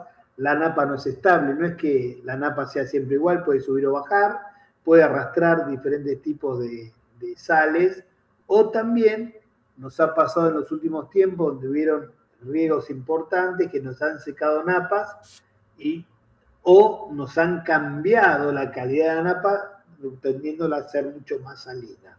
¿Sí? Bien, la primera pregunta es, ¿cómo tomo una muestra de agua? ¿De dónde tomo la muestra de agua? Normalmente lo que tenemos que hacer es elegir primero un recipiente que nos permita tener la mayor asepsia posible. Ojo que estoy hablando del análisis de agua que es físico-químico, ¿no? Si ustedes quieren hacer algún tipo de análisis que sea microbiológico, es mucho más complicado. Tengo que guardar mucho más asepsia para poder realizar un buen balance, una buena evaluación del agua que voy a tomar en cuenta. Normalmente cuando hablo de elegir buenos recipientes, yo lo que trabajo son con las mismas botellas de agua mineral, que las guardo y las mantengo para poder utilizar y tomar la muestra de suelo, esa botella medio de 500 mililitros, medio litro, que me permite lograr una buena cantidad de muestra de agua para ser evaluada. Lo que tengo que hacer es, a pesar de que venga de agua mineral, esa botella esté limpia, normalmente lo que hacemos es enjuagarla varias veces, preferentemente con el agua que voy a utilizar para tomar la muestra. Normalmente hablamos de 3 enjuagues mínimos para poder llevar a esto. Si fuera a ser de un análisis microbiológico, tengo que sí o sí, para el caso del lugar donde sale el agua, la canilla o cualquier caño que salga el agua, debo desinfectarlo. Eso lo hago con un algodón con alcohol y fuego, para posteriormente sí volver a enjuagar 3 veces mi envase y hacer una evaluación de ese agua. Es importante que cuando tomemos una muestra de agua de un molino, del caño de molino o de una canilla, el agua debe correr al menos por 3 minutos a fin de arrastrar todo el sedimento que pueda tener la cañería. Sobre todo si obviamente ese molino o esa canilla estaba cerrada, por eso es que debemos hacer este tipo de cosas. Fundamental es la correcta rotulación y acondicionamiento de la muestra. A veces nos llega acá al laboratorio de la facultad muestras de agua que no vienen identificadas, o potrero 1, bueno, pero potrero 1 ¿dónde fue tomada? Fue tomada de la bebida, del caño molino, o sea, que no hay una correcta rotulación. Entendemos que el potrero 1 es todo, y no, tiene que ser mucho más puntual la zona donde tomamos el agua. Viene acondicionada, en condiciones, a eso se refiere, y tratar lo antes posible, sobre todo si vamos a trabajar con nitratos, de enviar la muestra al laboratorio. Si fuera el caso de que queremos ver nitratos, normalmente lo que hacemos es acondicionarla en una heladera, guardarla con algún refrigerante para que llegue al laboratorio a condición de temperatura fresca, ¿no? Debemos pedir parámetros físicos. Parámetro físico es la presencia de turbidez. Debemos pedir el pH del agua para ver vincularlo con el contenido de sales, y finalmente qué sales encuentro y qué cantidad tengo, ¿no? Traten de buscar laboratorios que sean medianamente conocidos, o sea, que tengan algún tipo de referencia, que la gente ha mandado muestras para hacerlo, porque lamentablemente hay mucho laboratorio suelto que las muestras las trabaja bastante mal, o los informes son muy simples, muy escuetos. Bueno, la utilización de un método analítico, equipos que sean debidamente mantenidos y calibrados, con indicadores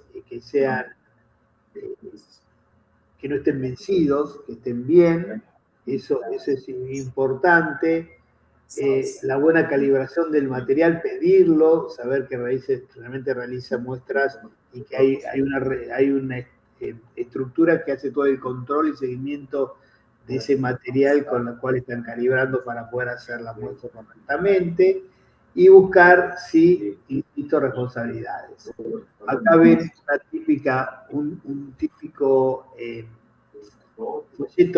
una típica muestra. Así es enviado un informe, ahí está, un típico informe donde debe figurar el número de muestra, la fecha de extracción, la fecha que ingresó al laboratorio, la fecha que se fue al laboratorio, la procedencia del lugar, que es una aguada, si es el potro que es potrero, qué tipo de muestra es. Bueno, si tomamos el napa freática, la profundidad de la napa, el nombre del establecimiento, la localidad que se encuentra el mismo, de qué estamos tomando, de qué lugar estamos tomando la muestra, qué tipo de aguada. Bueno, características del propietario, del lugar, de la localidad, otro tipo de cosas. Y ahí ven la muestra que llamamos de aniones, bicarbonato, carbonato, cloruro y sulfatos, miligramos por litro. El tema de los cationes, sodio, potasio, calcio y magnesio, en el mismo caso. Y se puede buscar otros datos que son complementarios, como el caso de el arsénico, el flúor, nitratos, nitritos, presencia de silicio. Y dejamos algunos renglones más por si hay algo muy específico que quiero determinar. Presencia, por ejemplo, de boro. Bueno, ustedes lo pueden determinar ahí a partir del pedido específico de tipo de cosas. El pH de la muestra, ¿sí?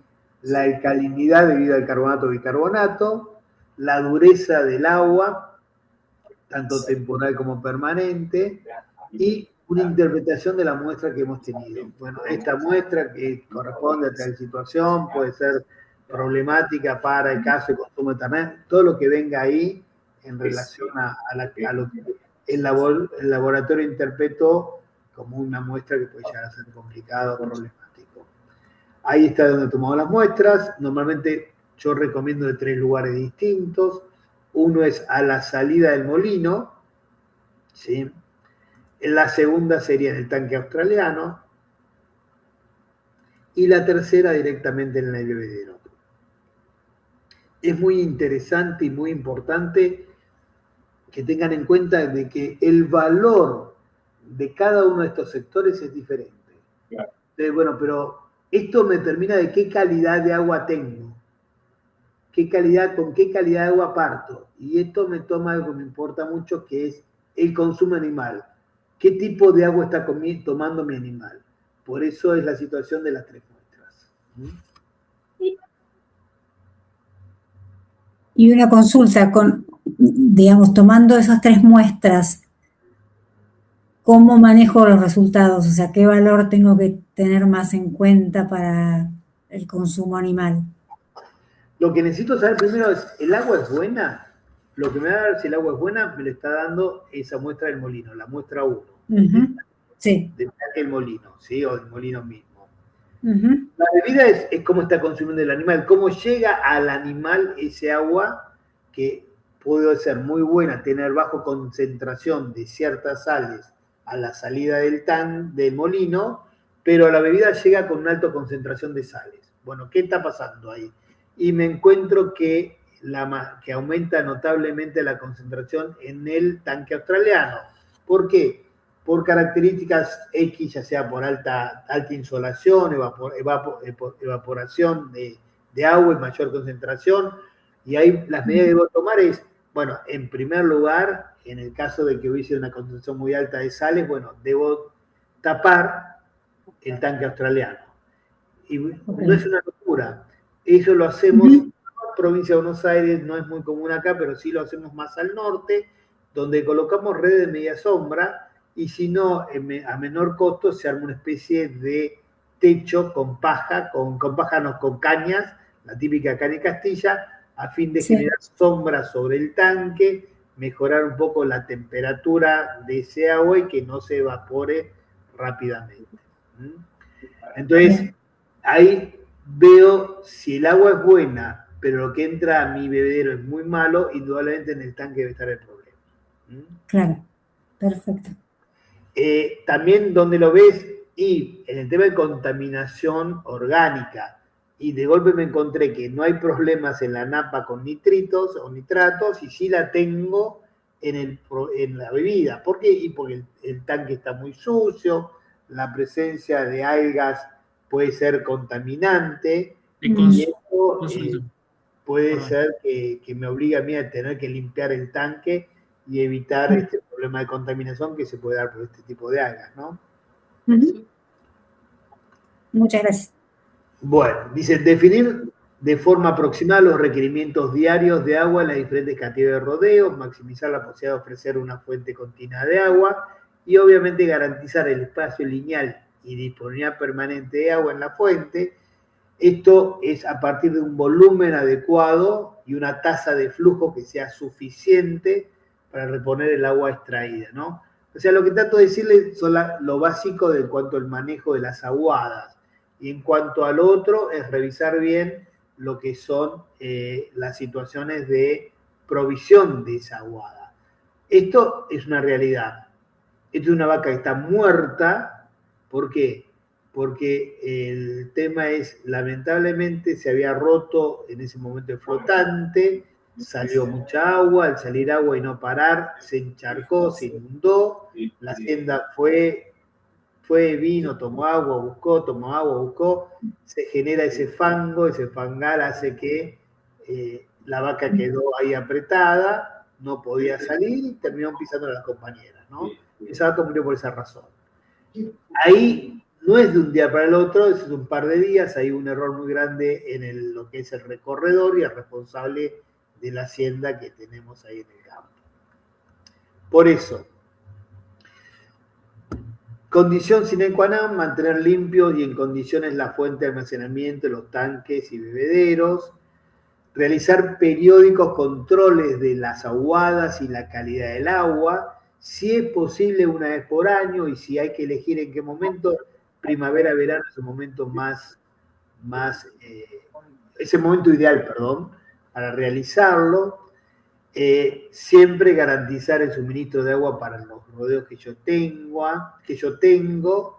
Bueno, evaluar la calidad del agua que dentro de las variables de mi sistema productivo y sobre todo, ojo con el tema de la sobreexplotación de los acuíferos, tener mucho cuidado con esos campos que están tomando agua de zonas que son ligeramente salinas, que a veces al no llegar a parar en el momento justo, no sé si lo han visto en la Ruta 11, esos molinos que se llaman molinos arañas, la idea es poder establecer en qué momento pasa el agua dulce a agua salada por un problema de densidad, cortar y evitar que tome ese agua salada y pueda mezclarse con el agua dulce en la misma fuente, en el mismo pozo, y pueda dañar finalmente el problema de ese acuífero, ¿no?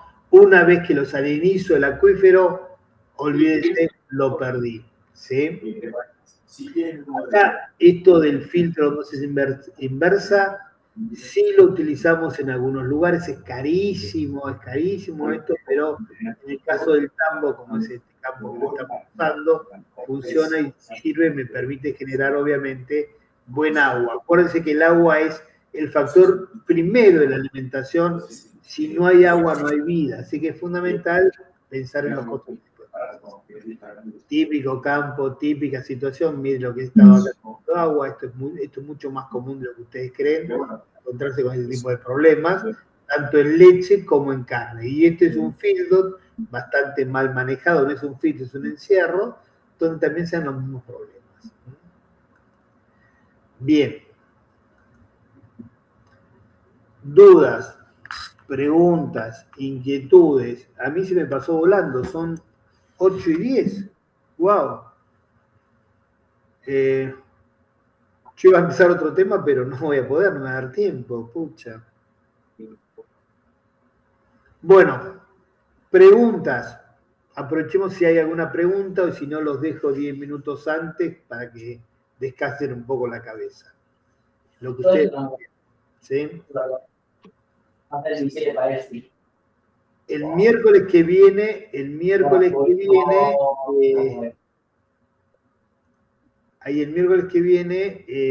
vuelve el doctor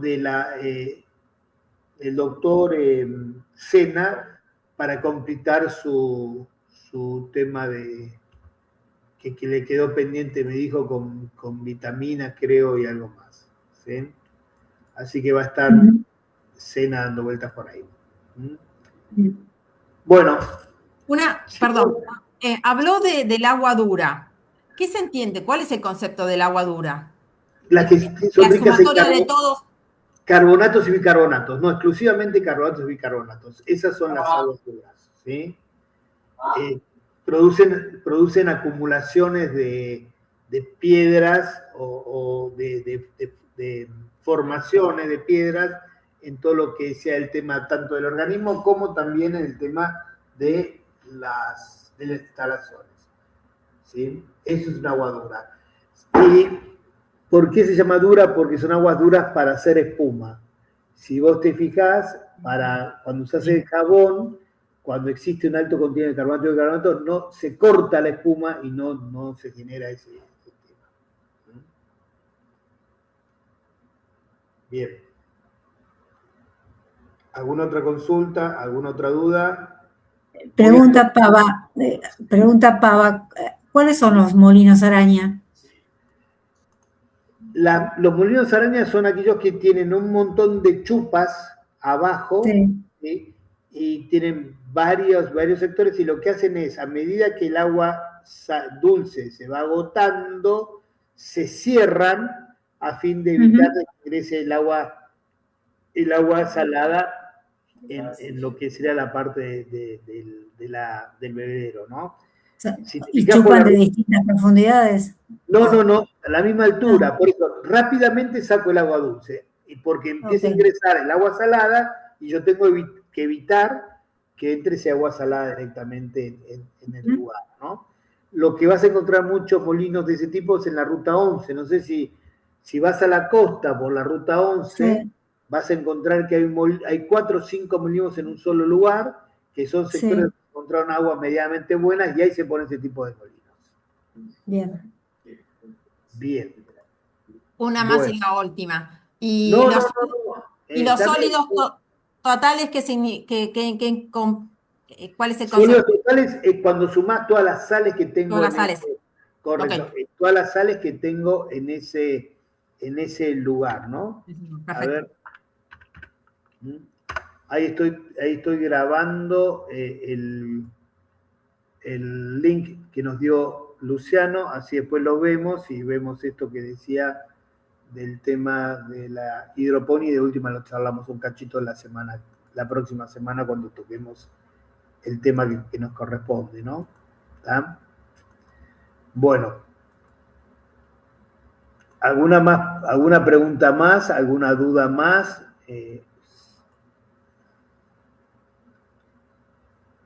Nada. Bueno, entonces ahora sí los estoy dejando hasta la próxima semana. Acuérdense, la semana que viene en la semana del miércoles viene el doctor Sena, que va a terminar el tema que había arrancado desde las enfermedades metabólicas hasta temas minerales y otras cosas más. Una pregunta. Sí. ¿Las clases son grabadas o no las clases? Todas las clases son grabadas. ¿Y cómo las puedo ver? En la plataforma. Ustedes tienen un sitio, Sí. una plataforma web, que ingresan ahí y ahí figuran todas las clases que están grabadas. No, claro. ¿Sí? Gracias. Una última pregunta. Cuando se toma la muestra de agua, usted mencionó para nitratos el tema de que esté refrescada el agua. Sí. Después, tiempo, o sea, uno tiene que llevarlo al laboratorio. Lo ideal de la muestra sería 48 horas, lo ideal. Okay. No más allá de ahí. Porque, bueno, se pueden prestar a problemas, pero si no dispongo de una heladerita para refrigerar la muestra, o estoy muy lejos del lugar donde la voy a llevar, bueno, no hago nitratos y puedo hacer el resto de las muestras, ¿no? Y el resto con 48 horas estoy bien. Pero no, y más también, cloruro de sulfato no habría problema, sí. Perfecto. Lo ideal son 48 horas. Eso es lo máximo de tiempo que se tiene que esperar entre la toma de la muestra y la llegada al laboratorio. Claro. Perfecto. Bien. ¿Preguntas? ¿Dudas? Si no, nos veremos la semana que viene, y que cualquier cosa no me olvido de Guadalupe del tema de colgar lo de granos que me pediste, ¿sí? No hace faltaba eso. Bueno, perfecto, entonces, buenas noches, gente, que tenga una buena semana a todos. Buenas Muy noches. amables. Gracias. Chao, muchas gracias. Chao, chao. Gracias.